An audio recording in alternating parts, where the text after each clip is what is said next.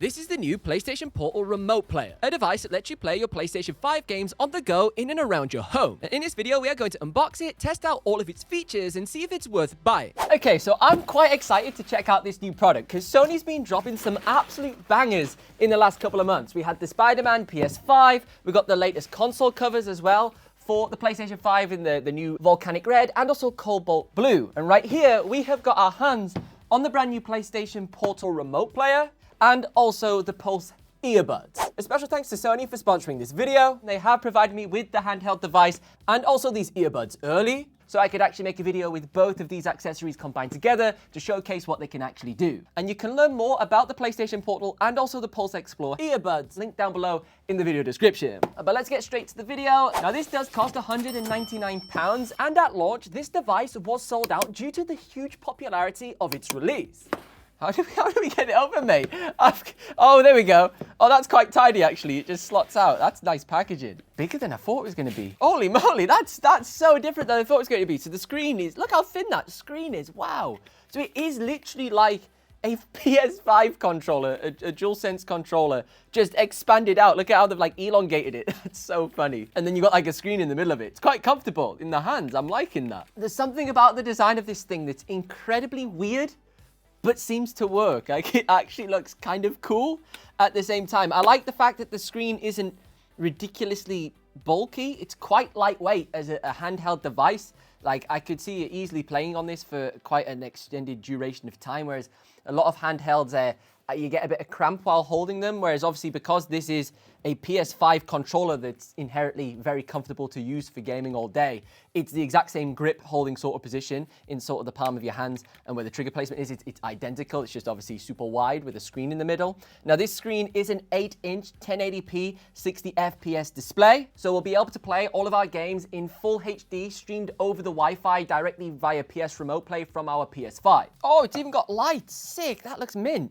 The overall setup process is rather straightforward. You go ahead and select your language, and then you connect the PS Portal to your Wi-Fi connection. A super cool feature is the fact that the display is touchscreen, which makes it very easy to type in your Wi-Fi password and also operates through the menu. Once connected to the internet, you'll be prompted with a software update so you can get the latest and greatest firmware. And once this is complete, you're pretty much good to go with the process of linking this up with your PlayStation 5. While our PlayStation Portal is undergoing its updating process, let's take a look at the final accessories that are included inside of the box, which is this official charging cable right here. Now, this is a Type-C to Type-C connector, which is brilliant. It means you can charge the PlayStation Portal directly off of the front port on your PlayStation 5. You don't need any additional wall sockets and clunky things like that and plugging it into the wall to actually charge it. You can just throw it straight into the front of your console and take the other end of the cable and charge directly on the Portal right here. While we're discussing the various different ports present on the PlayStation Portal, thankfully there is a headphone jack. This was a large area of controversy, especially surrounding the new earbuds that we'll talk about in a moment. But if you don't want to purchase the official wireless Pulse headphones, you can use any earbuds or headset with a wired connection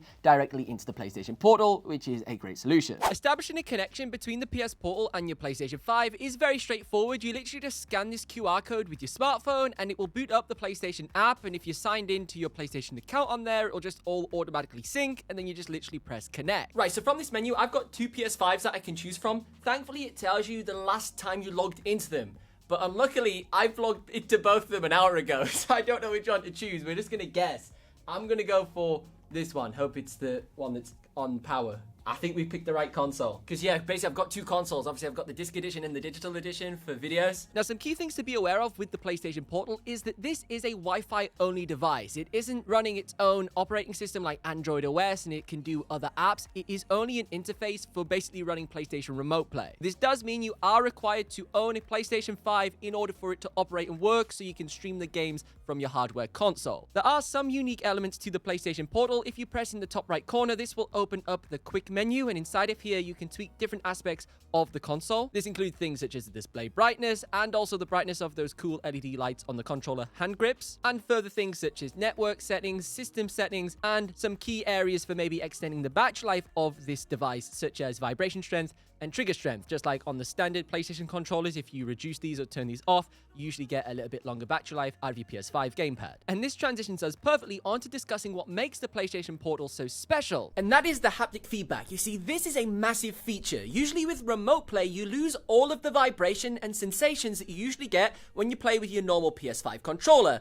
which is a huge aspect of the overall gaming experience, especially on the next generation console like the PS5. This is a next gen feature that makes it so cool compared to any other console. I love using this in all sorts of different games, from racing to shooting, especially things like bow and arrows. You can feel the tension of the bow being pulled back and then released.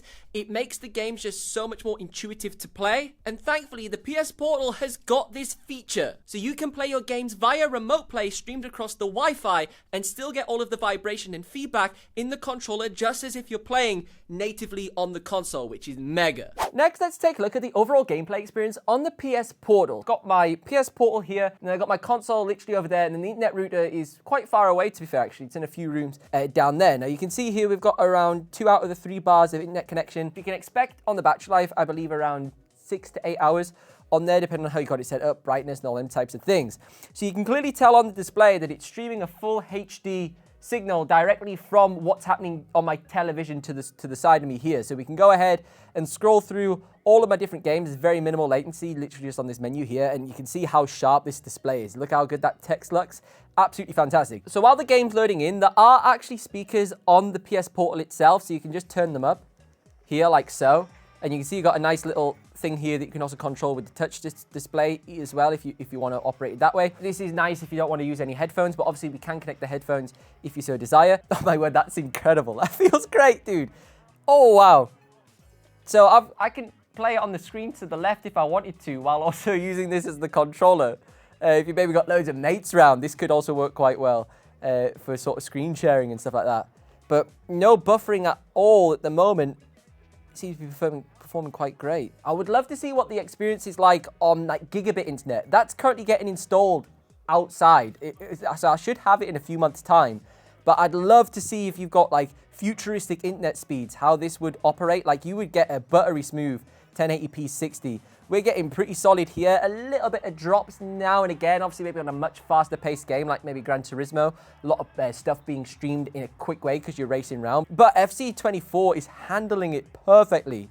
You do all the different tricks. You can pass it around. And I like the size of the display. The 8-inch display is a good enough size to where you can hold the console near enough to where you want it, where it's comfortable, but you don't need to be too close or too far away and it feel really big. Now, just like on a standard PS controller, you can go ahead and click the PlayStation button and it'll open up the quick menu where you can access further settings, party chat settings, because you can still do a party conversation if you've got headphones in. This also has a built-in microphone. As you can see, it's currently muted, but you can unmute it with the button. All the same functionality you would get on a standard gamepad. I'm gonna jump back into the home page.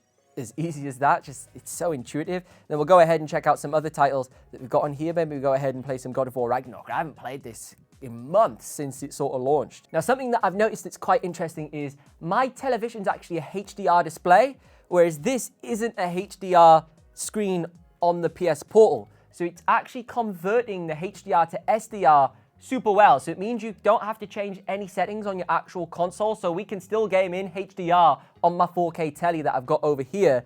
And then it'll play in SDR on the PlayStation Portal, which is a great feature. Otherwise, you would have to go onto your PlayStation console, disable HDR, do all that type of clunkiness. Oh, wow. See, again, this is a single player game, so there's not too much going on. Feels great. Like there's a titchy-witchy delay, and obviously depending on what your internet speeds are, that will dictate the degrees of how obvious that is.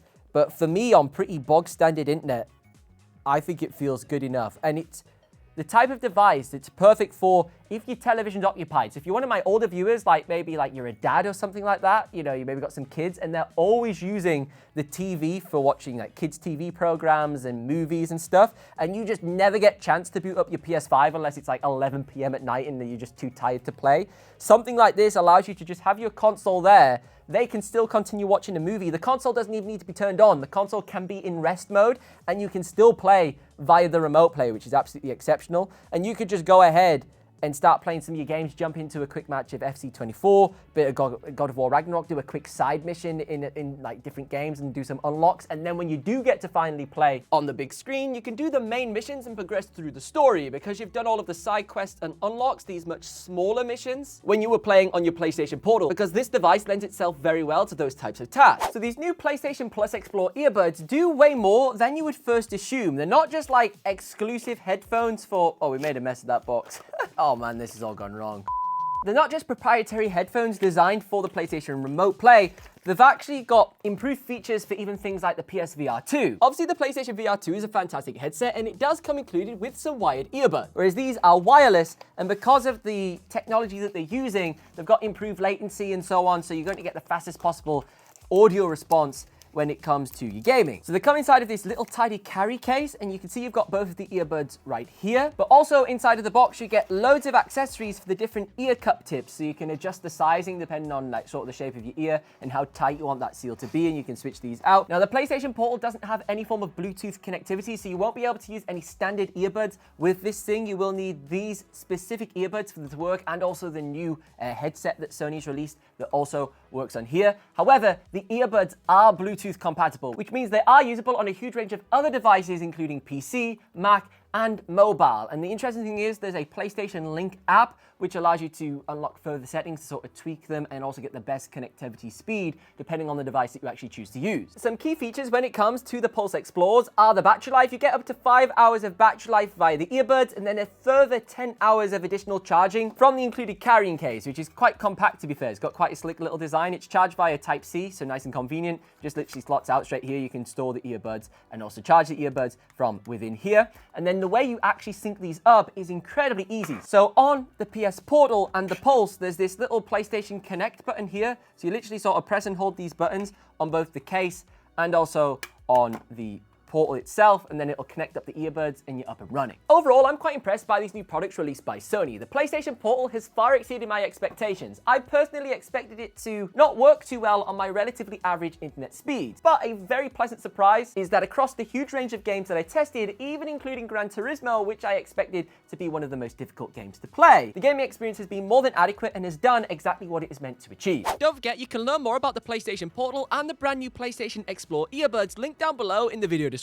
And if you want to see me check out some of the coolest PlayStation accessories ever made, you should watch this video next and subscribe to the channel for more videos just like this.